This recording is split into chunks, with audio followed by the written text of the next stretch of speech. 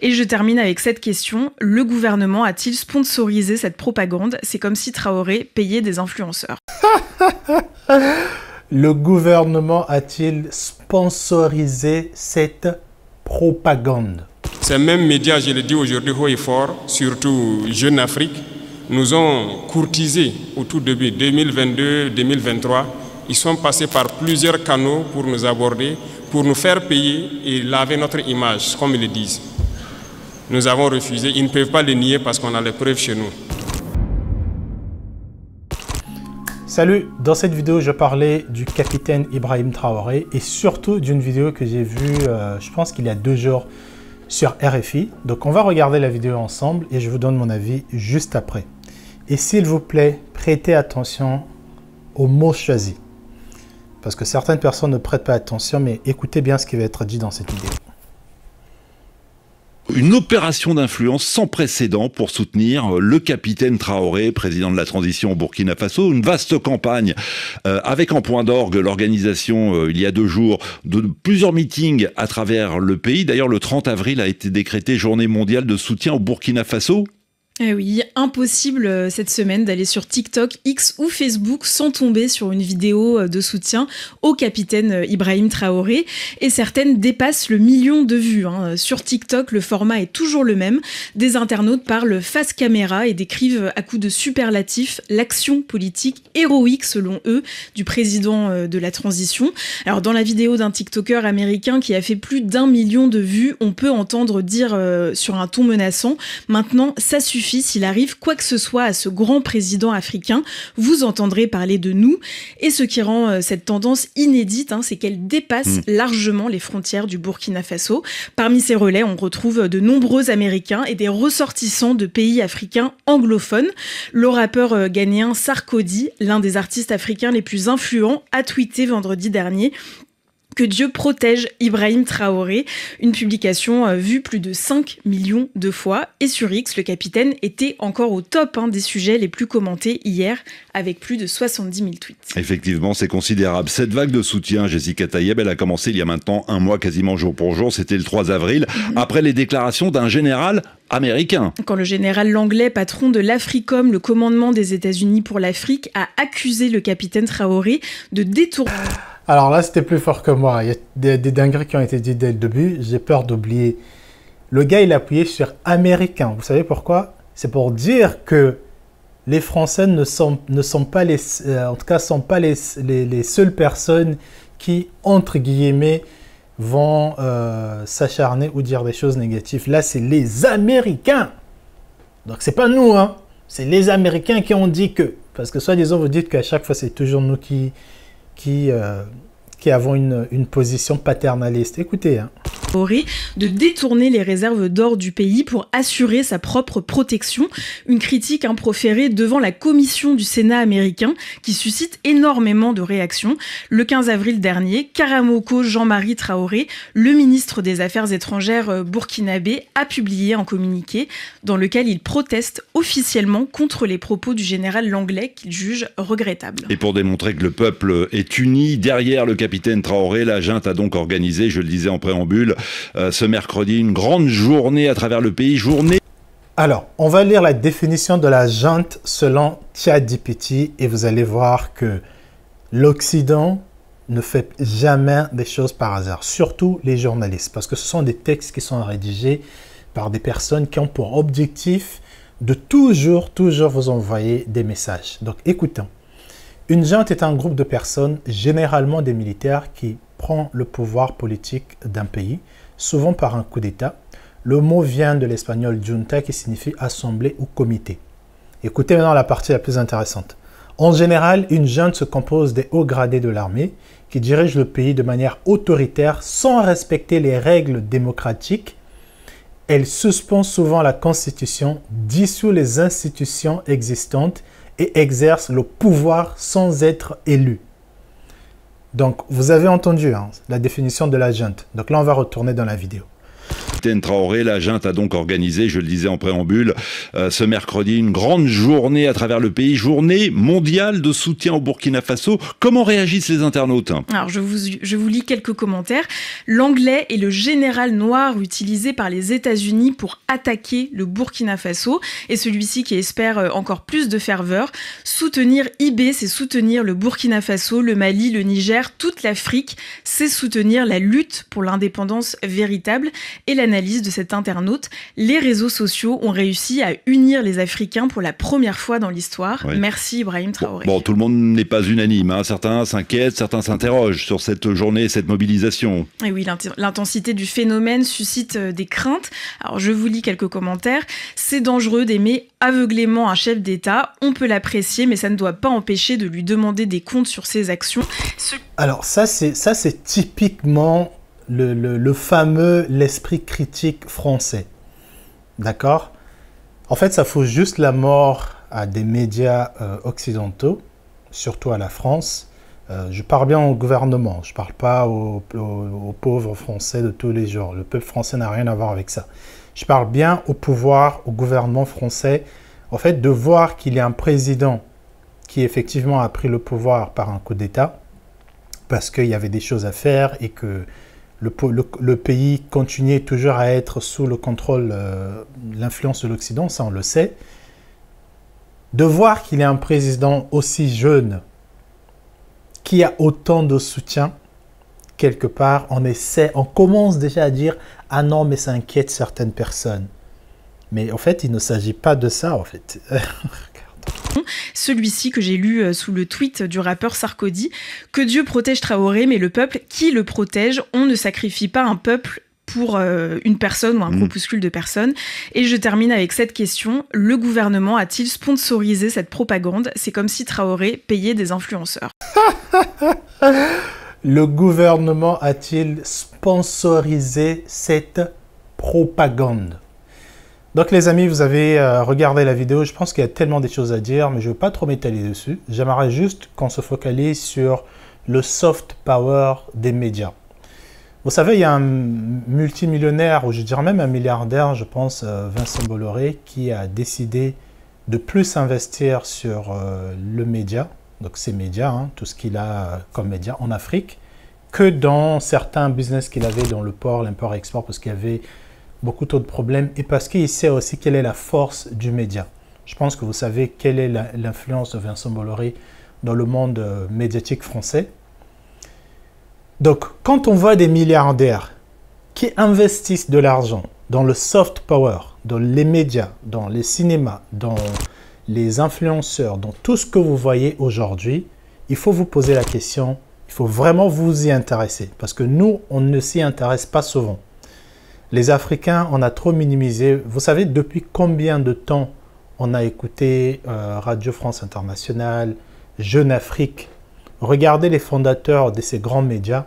Regardez ce que le président Ibrahim Traoré a dit sur RFI. Je vous mettrai un petit clip et on va revenir juste après. Quand vous prenez aujourd'hui les médias impérialistes, vous voyez ce qu'ils publient. Ils ont procédé par la même méthode pour mettre le feu au Rwanda, par la même méthode pour détruire le Soudan, par la même méthode pour détruire l'Afrique. Ça ne va pas prendre. Et aujourd'hui, je pense que vous êtes bien conscients, ils sont très forts dans manipuler l'information, créer du faux tout autour. Et tenez-vous bien, ces mêmes médias, je le dis aujourd'hui haut et fort, surtout Jeune Afrique, nous ont courtisés au tout début 2022-2023. Ils sont passés par plusieurs canaux pour nous aborder, pour nous faire payer et laver notre image, comme ils le disent. Nous avons refusé, ils ne peuvent pas le nier parce qu'on a les preuves chez nous. Ils ont envoyé des gens, c'est comme ça qu'ils fonctionnent. Et beaucoup de chefs d'État tombent dans leur piège, ils versent de l'argent chaque mois pour qu'on publie des articles pour laver leur image. Non, c'est dangereux. Ils ne vivent que de ça. Vous payez l'argent, ils mentent, ils lavent votre image. Vous refusez, ils mentent pour détruire votre image. Mais toute l'Afrique doit être mise au courant. Et si l'Africain veut évoluer, c'est d'arrêter d'écouter ces médias mensongers. Parce que tant que vous serez là à écouter une mauvaise information, ça finit par devenir une réalité. Et c'est très dangereux pour nous. La désinformation bat son plein. À notre niveau, on vit ça tous les jours. Et je dis chaque fois aux gens de faire très attention. Tout ça pour diviser, pour mieux régner. Donc, il faut que tout un chacun à son niveau puisse, en tout cas, percevoir les manœuvres de l'impérialisme, pouvoir conseiller l'autre et qu'ensemble, nous restons unis pour construire notre pays. Nous, notre mission, c'est cela. Et nous allons construire le Burkina Faso. Le Burkina Faso sera ce qu'ils n'ont jamais rêvé de voir. Et quand tu regardes ce qui est en train de se faire, tu te dis que l'objectif, en tout cas ce qui faisait que l'Occident avait une emprise, mais juste écrasante sur nos populations, c'était grâce ou à cause de ce soft power. C'est la représentation que l'Occident se donne au travers des chansons, au travers le cinéma, ou même tout simplement avec des gros médias qui sont implantés en Afrique. Je sais que le président Ibrahim Traoré, ce qu'il est en train de faire, sa simple présence, le simple fait qu'il soit au gouvernement, après les gens vont dire oui, mais il faut le reprocher, il y a forcément des gens... Vous savez, quand on est en pleine guerre, parce que oui, le pays est en pleine guerre, il y a des guerres qui sont en train de se passer, le terrorisme, il y a plusieurs choses, il y a la guerre d'information aussi. Quand on est en pleine guerre, il y a toujours des dommages collatéraux. Il y aura toujours des gens qui seront insatisfaits, il y aura toujours des gens qui diront oui, mais avant on pouvait commander facilement des choses... Là, on ne peut plus le faire, c'est 3 fois plus cher. C'est normal. Le gars, il a un objectif et ce n'est pas juste un truc, il est borné, c'est sa vision personnelle, non. Si vous regardez l'un des discours, je pense que nous l'avons tous vu, l'un des discours de Thomas Sankara qui disait que l'impérialisme, en tout cas, a compris qu'il était plus important de nous dominer sur le plan culturel que sur le plan militaire. Et donc, dans la culture, qu'est-ce qu'on met dans la culture ? Il y a le soft power dont je parlais, il y a la manière que l'Occident, en tout cas, va se projeter, va raconter ses histoires face à des peuples qui veulent dominer. Et donc, cette arme-là, la culture, le soft power, c'est puissant, les amis. Et donc, quand vous voyez RFI, tous les médias occidentaux dirigés par la France, vous verrez toujours le même narratif de la junte, le peuple, et c'est la même chose qu'ils ont fait avec Kadhafi d'ailleurs à l'époque, quand ils montraient, oui, on était allé prendre une espèce de milice, un peu on disait, oui, mais regardez, Kadhafi nous a fait ça, il nous a tués, il nous a fait ceci, il nous a fait cela. C'est ce qui est en train de se passer et ça a toujours été le cas. On va prendre des personnes qui vont être violentées dans un coin, je ne sais même pas où, et on sait déjà 2 fois ces personnes-là qui sont violentées, qui sont ces personnes qui les violentent. On est dans une guerre d'information. Donc, s'il vous plaît, restons concentrés. Le Burkina Faso, ce que le président Ibrahim Traoré est en train de faire, c'est quelque chose qui n'a jamais été fait depuis, je pense, même le temps de Sankara. Et là, la différence, la force, c'est que nous avons les réseaux sociaux. Nous pouvons nous informer. Tu peux faire une vidéo et toucher des millions de personnes. Avant, tous les canaux de communication qu'on avait, c'était les médias, des gros médias en tout cas. 2 fois, il y avait des petites revues comme ça, indépendantes, mais on sait tous ce qui s'est passé. Donc, s'il vous plaît, le capitaine Ibrahim Traoré n'a pas besoin de payer des influenceurs pour parler de son mouvement ou pour parler de sa vision. Ça, c'est ce que encore l'Occident essaie de faire. La même chose qu'ils ont essayé de faire avec, que ce soit Kémy ou même d'autres personnes. On va dire, oui, mais c'est telle personne qui leur paye. Ils vont toujours utiliser les mêmes systèmes. Donc, s'il vous plaît, moi, j'ai hâte de visiter le Burkina Faso. J'ai hâte d'aller interviewer des Burkinabés. J'ai hâte de juste découvrir le pays parce que trop, c'est trop. On est en train de nous enfermer dans un truc. Non, mais on a peur de... Oui. S'il vous plaît, restons concentrés. Et encore, s'il y a quelqu'un qui est burkinabé, là, qui regarde cette vidéo, mettez-moi en commentaire ou contactez-moi, je mettrai notre Instagram.